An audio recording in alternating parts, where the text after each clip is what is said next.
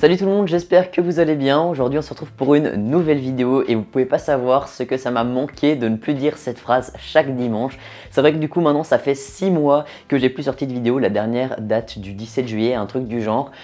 Du coup j'ai vraiment plus sorti de vidéo et la simple et bonne raison c'est qu'il y a eu pas mal de choses au niveau personnel, donc je me suis fait opérer, j'ai donc eu une convalescence et puis c'est surtout qu'en fait je n'ai quasiment rien lu ces 6 derniers mois et du coup ça a été compliqué de vous présenter du contenu manga. Ce qui fait que là maintenant je suis de retour avec un nouveau décor puisque j'ai déménagé également entre temps, ça fait aussi partie du fait que j'avais pas sorti de vidéo. Et puis ensuite, comme vous l'avez vu donc dans cette vidéo, on va pas parler de mon absence mais bien de mon retour puisque j'ai demandé à 4 youtubeurs et youtubeuses de me résumer un petit peu ce qu'il s'est passé ces 6 derniers mois sur YouTube et donc qu'est-ce que j'ai manqué. Bref, aujourd'hui on n'est pas là pour blablater et sans plus attendre je vais prendre mon téléphone et regarder la première vidéo que notre premier invité nous a envoyé. C'est donc Jérôme de la chaîne Jérôme JDMP qui va ouvrir le bal de qu'est-ce que j'ai manqué ces 6 derniers mois. Salut Lilian et merci pour cette invitation. Et donc qu'est-ce que tu as manqué durant ces 6 derniers mois? Pour commencer, maintenant il est interdit de dire des gros mots sur YouTube. Et ça fait... Je suis obligé de mettre pause parce que il me tue, genre vraiment Jérôme, on dirait pas, il est comme ça, il paraît tout gentil et tout, mais en fait c'est un dingue. Ok, je savais pas, je vais essayer de pas dire trop de gros mots du coup. En vrai je dis pas souvent de gros mots en vidéo, mais c'est bon à savoir. En général pour la majorité des youtubeurs, les vues ont été divisées par 2. Je sais pas si c'est les shorts, si c'est TikTok, mais il y a beaucoup moins de vues sur YouTube pour la majorité des personnes. Dans les gros youtubeurs streamers, Gotaga, le French Monster, est devenu papa, donc félicitations à lui. Et l'une des dernières nouvelles, c'est le youtubeur streamer Koro Bizarre qui a décidé de tout arrêter. Il a supprimé sa chaîne Twitch, son compte YouTube, enfin, il n'y a plus rien. Toutes ses vidéos ont disparu, il n'y a plus de Koro Bizarre. Ok, donc déjà Jérôme, trop cool, tu nous fais un petit résumé du YouTube global. Franchement, c'est des actualités un peu what the fuck. C'est vrai que j'ai entendu parler donc du coup du youtubeur qui a arrêté sa chaîne YouTube et qui a disparu du net. Moi je regardais pas ce youtubeur, donc en vrai ça m'affecte pas plus que ça, mais je suppose que pour les gens qui le suivaient ça devait pas être super cool.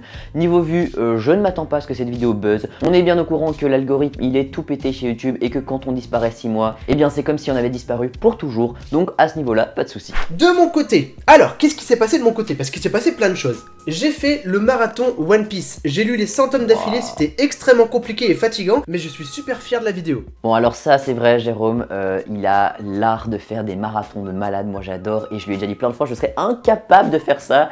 Et franchement un marathon One Piece, les gars 100 tomes, mais déjà moi quand je fais un marathon de 10 tomes je suis en PLS, alors 100 tomes je sais pas comment il a fait. En tout cas je vais aller regarder sa vidéo c'est sûr, mais je pense que je vais le faire quand moi aussi j'aurai envie de commencer One Piece parce que du coup sinon je vais me spoil peut-être. Je continue. Et la dernière chose et la plus importante pour moi, j'ai créé le site Manga Horizon.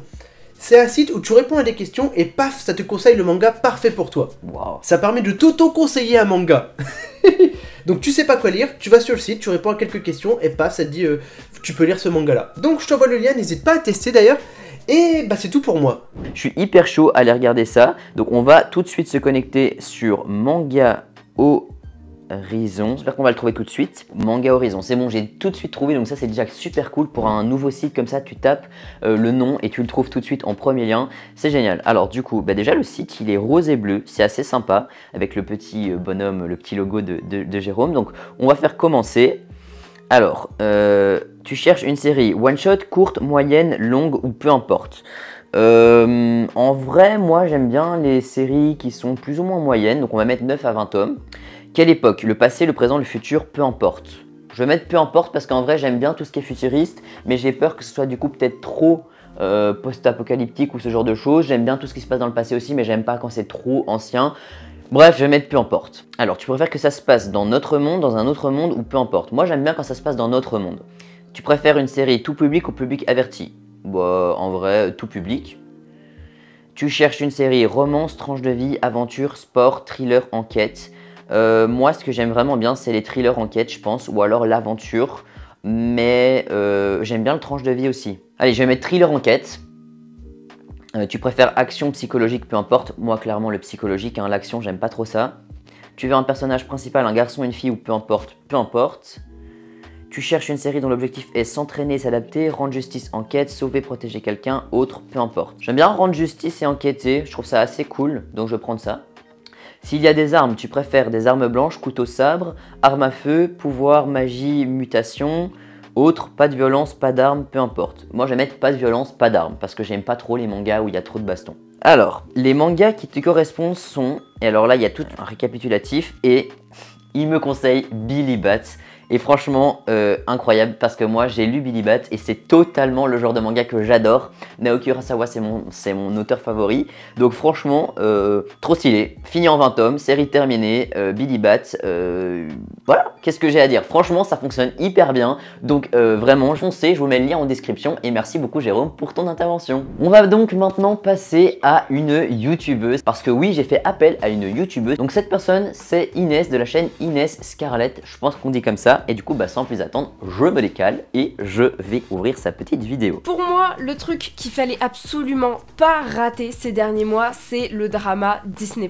Je m'explique, on va parler d'animé bien sûr. Déjà trop stylé parce qu'on va parler d'animé. Moi, vraiment, les animés, je n'en regarde quasiment pas. Donc franchement, ça m'intéresse de ouf. Donc, il y a 1 an et demi, à peu près, peut-être 2 ans, Disney+ annonce qu'ils veulent élargir leur catalogue d'animés, s'investir un peu plus dans l'animation japonaise. On arrive en mi-avril 2022 et la diffusion de l'animé Time Shadow commence au Japon. Déjà trop stylé qu'il y a un animé de Time Shadows. Rappelez-vous, je vous ai fait un mangaton, je vous l'affiche juste ici, je sais jamais ça allait dans quel sens. Mais franchement, trop stylé qu'ils aient fait un animé, ça demanderait à le regarder. Et on se dit que chaque semaine, on va pouvoir avoir notre petit épisode, qu'on va savourer l'animé, qui en plus a eu quand même des retours vachement positifs. Sauf que non, ça fait des mois que la diffusion de Time Shadow est finie au Japon et on a beau attendre, il n'y a rien qui arrive sur Disney+. Et c'est d'autant plus inquiétant étant donné que Disney+ a annoncé avoir l'exclusivité des droits pour une très grosse série et évidemment la suite de Bleach, ah oui, Thousand Year Blood War. La diffusion de Bleach commence en octobre et se finit, il me semble, en décembre. Et pendant tout ce temps-là, eh ben, Disney+, France, ne diffuse pas Bleach. On n'a pas Bleach de manière légale en France. Pas du tout. Mais tout change un petit peu du jour au lendemain lorsque début janvier 2023, Time Shadow arrive enfin en France. L'intégralité des épisodes en début janvier alors que c'est diffusé au Japon depuis avril 2022. Ouais. En tout cas, on est très content de l'avoir. Et du coup, la question qui se pose très logiquement en fait, c'est où en est-on de Bleach? Et c'est là que vraiment tu pousses un cri de soulagement lorsque le CM de Disney+ France répond: nous travaillons sur l'arrivée de Bleach sur Disney+. Et ça fait très plaisir parce que même si c'est pas encore complètement clair, on sent qu'en interne, ils sont en train de se bouger pour pouvoir nous proposer Bleach en France, Thousand Year Blood War, notamment la seconde partie qui va arriver en été. Donc c'est très cool et c'est plutôt positif parce qu'ils avaient pas très bien commencé avec les animés Disney+, et là ils se rattrapent d'un coup. En un mois, ils sont remontés dans mon estime et je pense dans l'estime de beaucoup de personnes. Ok, bah du coup, j'ai pas réagi beaucoup pendant la vidéo, mais franchement Inès, trop cool tes petites actus là. Du coup, je savais pas du tout que Disney allait justement avoir l'exclu sur certaines séries, sur certains animés. C'est vrai que là pour l'instant, quand ils ont commencé, il y a eu des gros scandales sur eux parce que bah, ils faisaient payer leurs films genre 30 balles et tout et il y avait quasiment rien. Maintenant ils ont racheté par exemple ABC pour les séries et pas que avoir donc des Disney. Et ensuite bah là maintenant les animés, donc franchement je pense que ça peut leur ramener vraiment beaucoup de monde. En tout cas moi je regarde pas Bleach parce que je regarde pas d'animé et que je n'ai jamais lu Bleach, mais franchement je pense que ça va effectivement faire un gros boom quand ça va sortir. Pour Time Shadows franchement je serais hyper curieux de pouvoir regarder ce à quoi ça va ressembler et donc en tout cas eh bien je tends l'oreille par rapport à différentes annonces que pourrait avoir Disney+. Je n'ai pas de compte Disney+ d'ailleurs, mais bon je connais des potes qui en ont, donc pourquoi pas leur voler le temps d'un week-end. En tout cas un grand merci à toi Inès, n'hésitez pas à aller faire un tour sur sa chaîne YouTube si c'est pas encore le cas, tous les liens sont en description. Et je pense qu'il est normal d'enchaîner avec notre grand Vict Manga. Je pense qu'on va continuer avec lui, ils viennent d'ailleurs de sortir une vidéo tous les deux sur la chaîne d'Inès où il parle justement un petit peu de son histoire en tant que fan de manga. Donc n'hésitez pas à aller la voir, c'était vraiment une vidéo super chill, super détente. Et du coup bah on va écouter ce que Victor a à nous dire sur ces 6 derniers mois. Que s'est-il passé dans le YouTube Manga Game?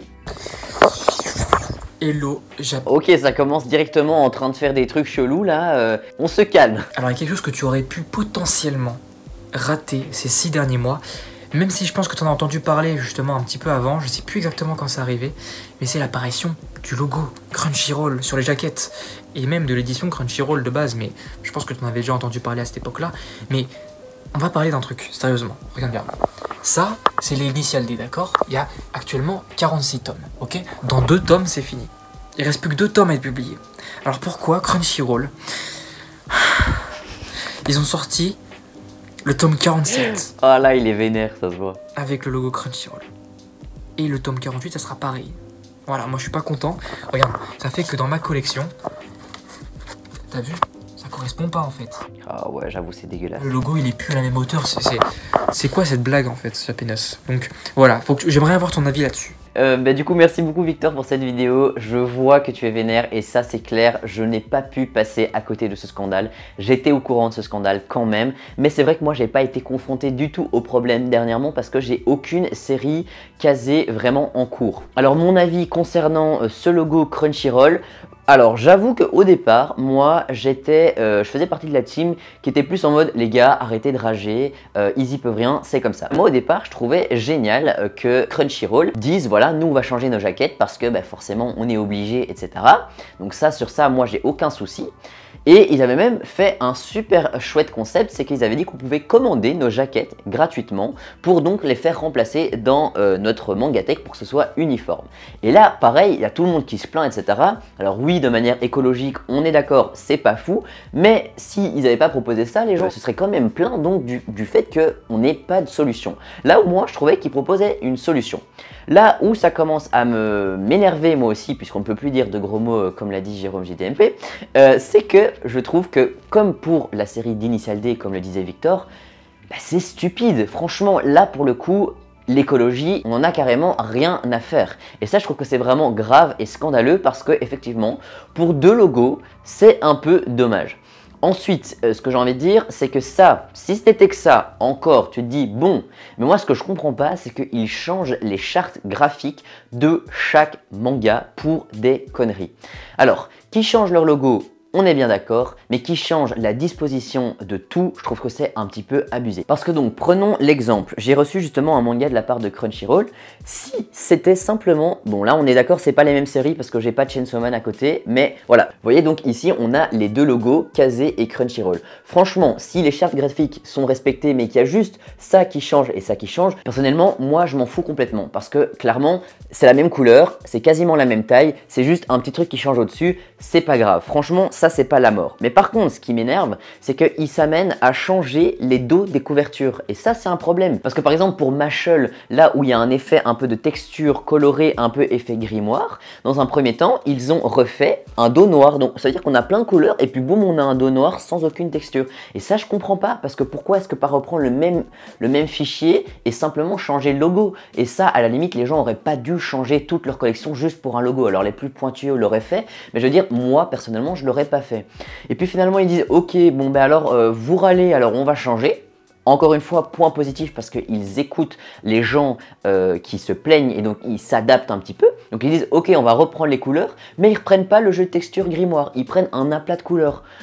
Ils leur dire mais les gars vous avez pas envie de faire un truc un peu uniforme, un peu bien pour que ce soit clean tu vois? Ben non, ça ils le font pas. Donc voilà, je comprends pas vraiment pourquoi est-ce qu'ils ont des très bonnes intentions, ils ont écouté leurs lecteurs, ils ont fait des changements qui étaient plutôt intéressants, mais ils le font à moitié. Ça me fait un peu chier, même si moi je suis pas directement concerné, mais je peux vraiment comprendre que ça énerve les gens, comme par exemple toi Victor qui a donc toute la série d'Initial D avec un beau petit logo Kazé, puis t'as le logo Crunchyroll, comme j'ai dit encore ça passe, mais voilà, il décale le nom de l'auteur, ils l'écrivent en plus petit, ils rajoutent une image, ça n'a aucun sens. Et du coup maintenant on va terminer avec le dernier YouTuber qui est donc Ed le Fou, donc c'est parti. Bonjour Lilian, merci à toi pour l'invitation et surtout bon retour. Merci. Qu'est-ce que tu as loupé ces 6 derniers mois? J'ai envie de te dire, le manga Soichi de chez Mangetsu. Je t'explique pourquoi. C'est une double première mondiale. Donc, le manga Soichi est un manga de Junji Ito, le maître de l'horreur. Le maître de l'horreur. C'est la première fois que toutes les histoires de Soichi sont compilées dans un gros volume. Première mondiale.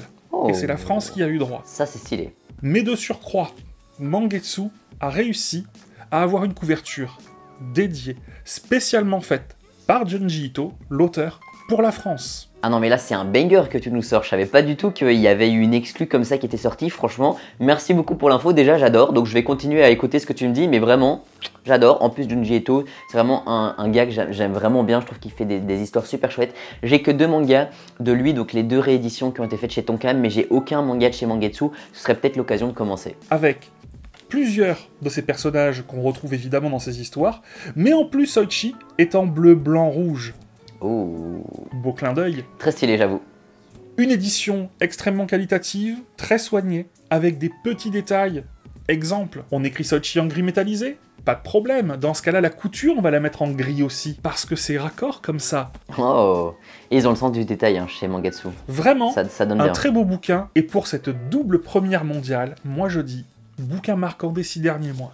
Waouh, bah merci Ed pour cette petite exclue, franchement je savais pas du tout, j'ai trouvé ça trop chouette l'histoire et tout, j'étais pas du tout au courant. Junji Ito il a su se démener donc pour sortir un volume un peu exclusif au monde entier et en plus avec une couverture exclusive à la France, donc vraiment je trouve ça trop chouette. C'est vrai qu'en plus la France est numéro 2 en termes de vente de manga juste après le Japon, donc franchement bah, je trouve qu'on le méritait aussi. Je dis on même si je suis pas français, mais bon on a capté hein, la francophonie de manière générale. En tout cas, un grand merci à vous 4 les gars et du coup Inès aussi. J'ai trouvé ça hyper intéressant. Vous avez tous parlé de trucs totalement différents, des petites actus, des plus longues actus, des mangas, des animés.